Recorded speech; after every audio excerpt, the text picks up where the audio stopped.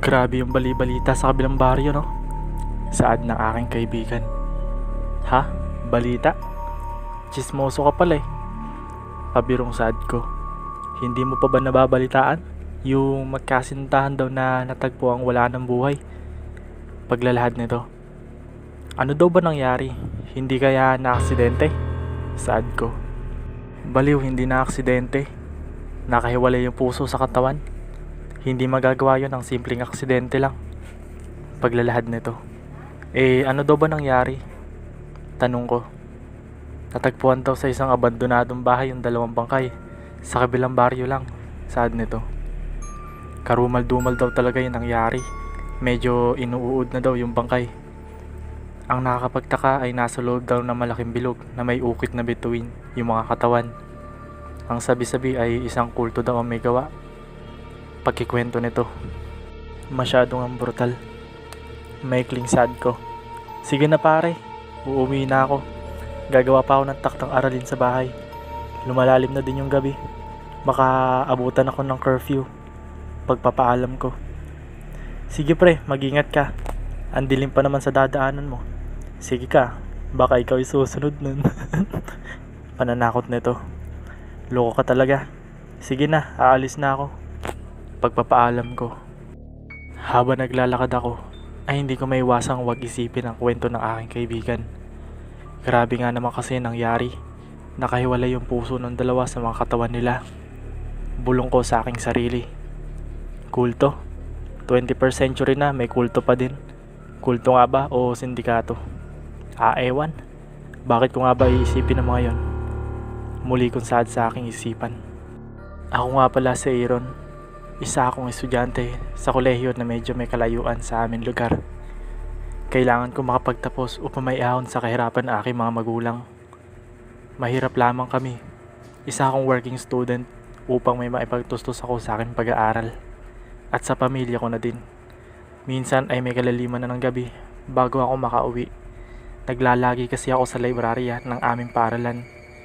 Wala naman kasi akong cellphone katulad na iba kong kapwa estudyante. Imbis ipambili ko ng cellphone ng aking kinikita sa pagtatrabaho, ay mas pinipili ko na lamang ipanglamantian ang aking perang kinikita. Kakagaling ko lamang sa tindahan ng kaibigan ko upang bumili ng bigas at 2 dalatang sardinas. Hindi ko maiwaksi sa isipan ko ang bali-balita na kumakalat sa kabilang baryo. Ilang minuto din ako naglalakad pauwi sa aming tahanan. Hindi ko na din namalayan na nasa pinto na ako ng aming bahay dahil sa lalim ng aking iniisip. Sa aking pagbukas ng pinto ay bumungad ang nanay ko na nakaupo sa sirasirang upuan. O anak, nandiyan ka na pala. Pagbati nito. Nay, kumain na ba kayo ni tatay? Tanong ko. Hindi pa nga anak eh.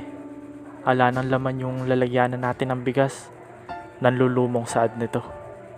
Meron akong dalang bigas nay, saka itong 2 latang sardinas. Saad ko. Pasensya na nay kung ito lamang ang ulam natin. Dagdag ko. Walang problema anak. Para kisan pa at makakaahon din tayo sa kahirapan. Masayang saad nito. Kaya galingan mo ah. Proud kami ng tatay mo sa'yo. Saad nito. Oo nay. Nga po pala. Nasaan po si tatay? Tanong ko. Ayun, nasa kwarto at nakatulog na. Usal nito. Sige po. Maikling tugon ko. O siya, sige anak. Magpahinga ka muna dyan at isasaing ko lang itong bigas na dala mo. Saad ni nanay. Tumango na lamang ako dahil dito.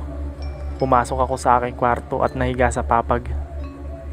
Saglit kong ipinikit ang aking mata. Mga 3 minuto din ako nakapikit. Sa pagmulat ng aking mga mata, ay mahinang apoy na nagmumula sa kandila ang aking nakita. Napansin ko ang mga kamay at pako na nakatali.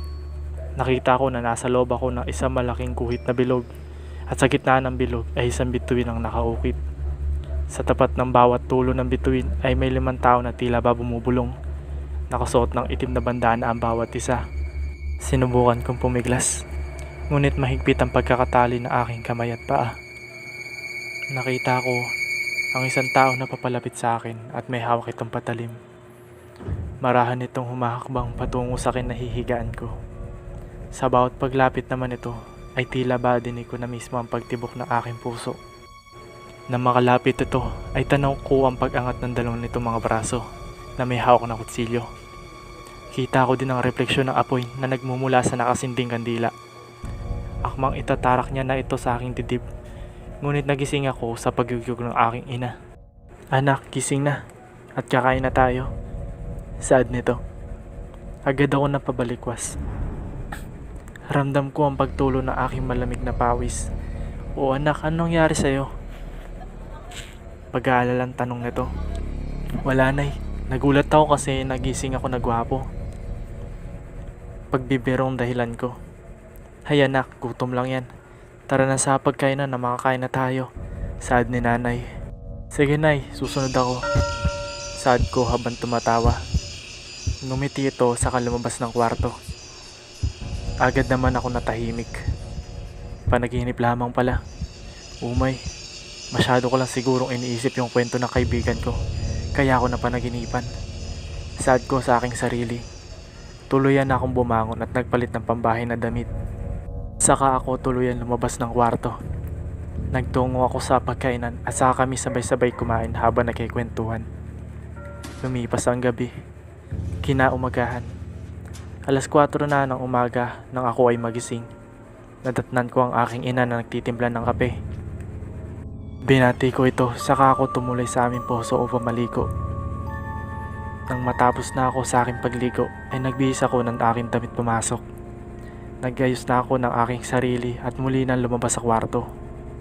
Sa paglabas ko ng aking kwarto ay kinausap ako ng aking ina. Anak, mag-iingat ka sa pagpasok. Ito yung 20 pandagdag sa baon mo. Saad nito. Huwag na nay. Ipandagdag nyo na lang po yan sa pangkain nyo ni tatay. Saad ko. Ito din po pala nay. Kinita ko sa trabaho ko. Pasensya na po at yan lang. Saad ko sabay abot ng 500 piso. Nako hindi na nak. Itago mo na lang yan. Meron pa naman kami ng tatay mo kahit papaano. Pagtanggi nito. Tanggapin mo na nay. Meron pa naman po ako nakatabi dito. Sabay hablot ng kamay niya saka ko inipit ang 500 piso. Napakabait mo talaga anak. Kaya hindi malayo ang biyaya sa'yo. Kawaan ka ng Diyos anak. Saad nito. Nako, hindi naman po inay. Maswerte po ako at napakabait nyo ni tatay. Lahat po gagawin ko upang may raos kayo sa kahirapan. Mahal na mahal ko kayo ni tatay, nay. Saad ko. Inakap ko ang aking ina ng napakahigpit na tila baakap na hindi ko na muli magagawa sa kanila. Nagpaalam na ako at muli nang nagtungo sa aking paaralan. Fast forward. Maayos naman ang naging takbo ng aking araw. Napakasaya pa't inilibre ako ng aking mga klase dahil ginawa ko ang mga takdang aralin nila. Gabi na at papawi na ako sa aming tahanan nang mapadaan ako sa tindahan ng aking kaibigan. Uy pare, kamusta? Pagbati nito. Uy, ayos lang naman pre. Saad ko. Mukhang maganda ang pinta ng mukha mo ah. Saad nito. Hindi naman, swerte lang kasi nilibre ako ng kaklase ko. Nagpagawa kasi sila ng takdang aralin sa akin. Pagpapaliwanag ko. Pre, pabili nga pala ng frozen foods nyo. Saad ko.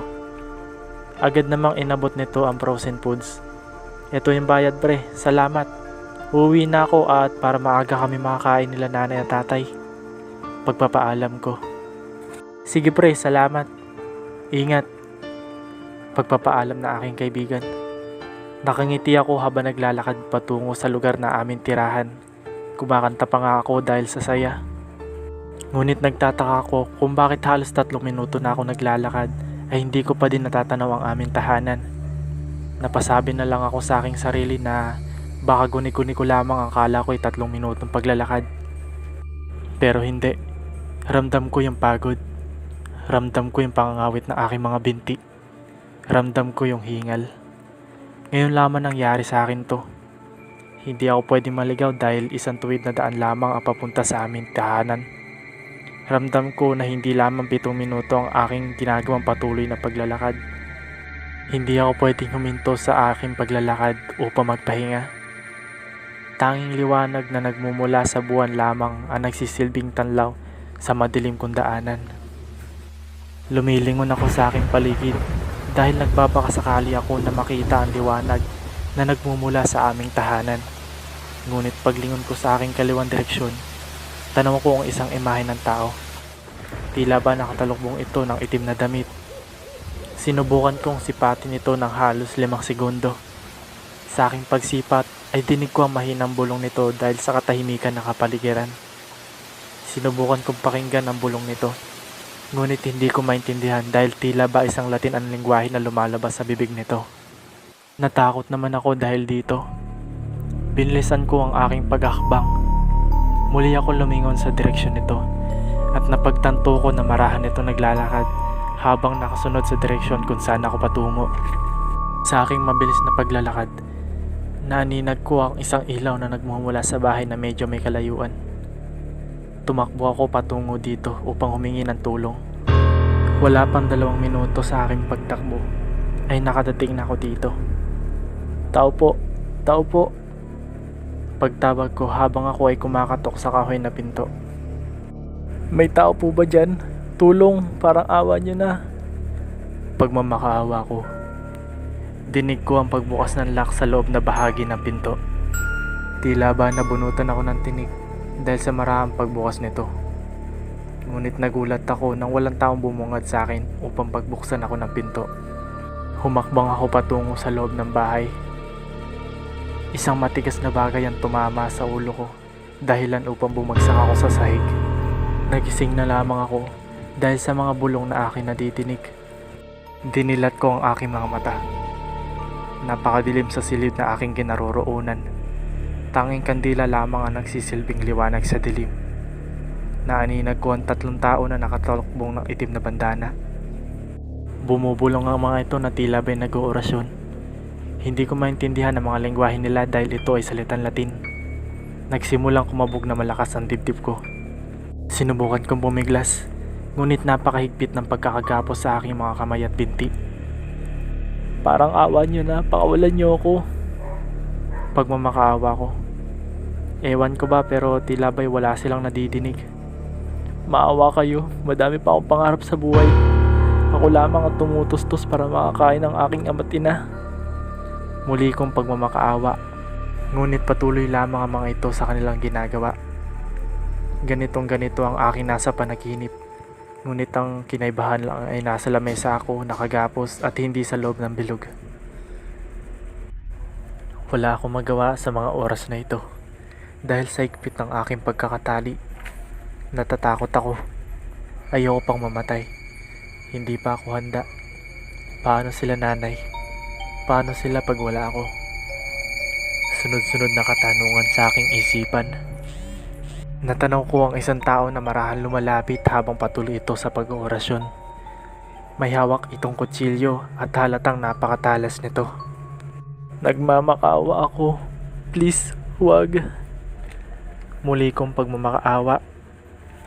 Ngunit patuloy lamang itong lumalapit. Na makalapit ito ay kanyang tinaas ang 2 nitong braso na may hawak na kutsilyo. Saka ako nito inundayan ng saksak sa tapat mismo ng aking puso. Sigaw ko dahil sa matinding sakit. Ilang ulit pa nitong pinagsasaksak ang aking dibdib. Ramdam ko ang talim ng kutsilyo na paulit-ulit na bumabaon sa aking puso. Nagkumpisan lumabo ang aking paningin. Ramdam ko pa ang pagputol nito sa aking buto, kasunod ang pagdukot sa aking puso. Nakita ko pa na pumipintig ito at tuluyan akong nalagutan ng hininga.